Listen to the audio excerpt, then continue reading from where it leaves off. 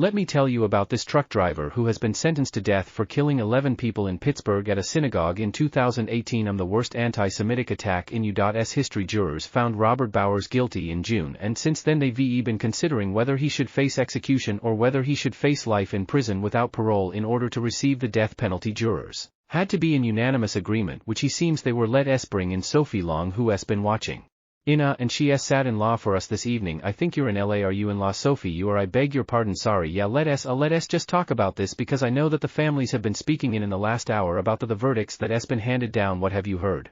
Yeah, huge, really difficult time for them. Obviously this follows a lengthy trial. As you said, Robert Bowers was found guilty of all 63 charges against him in June. Then the same jury found that he would be eligible for the death penalty, and today they have announced that he should indeed be sentenced to death. Now a formal sentencing will take place tomorrow. The judge is bound by their decision, so he will have to put Robert Bowers to death. And at the moment what we're hearing is from families of the victims and some of the survivors of the attack making statements to the press in Pittsburgh at the synagogue, the Tree of Life synagogue, where this shooting took place back in October of 2018.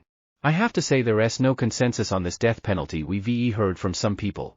The family of Rosa Malinger, who was the 97-year-old woman who died in the attack, her daughter Andrea Wedner survived. Their family have said that a measure of justice had been served. Returning a death sentence is not a decision that comes easy, they said, but we must hold accountable those who wish to commit such terrible acts of anti-Semitism, hate and violence, so no one is taking this death sentence lightly. It is the first death sentence to take place under the Biden administration.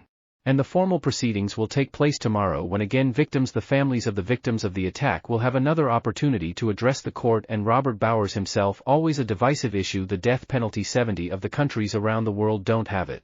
And I guess it depends where you stand on that, but across the country, Sophie, there are Jewish communities who live in fear, and particularly live in fear tonight, fearful of retribution. Yeah, and that's what the jury found. Now Robert Bowers struck in an area of Pittsburgh right at the heart of the Jewish community, and the jury found that he had indeed struck there to instill fear in the Jewish community. And but having said that, the death sentence will be formally handed down tomorrow, but the Democratic governor of Pennsylvania, Josh Shapiro, has said that he is dead against the death penalty and had campaigned on abolishing it, and he has said that he won't sign a death warrant while he is in office. So I think the news will sink in today. This comes at the end of a very lengthy trial after attack that happened nearly 5 years ago. We will hear more impact statements from the victims' families and from people who survived that attack, but that was really at the heart of the jury's decision. The defense had argued that Robert Bowers was mentally ill, that he was schizophrenic, he had a mental illness that hadn't been treated, but the prosecution argued that it was hate crime, and it had been planned and it had been intended to instill fear in the Jewish community. And then they unanimously found that he should indeed be sentenced to death. Sophie Long in Los Angeles, thank you very much.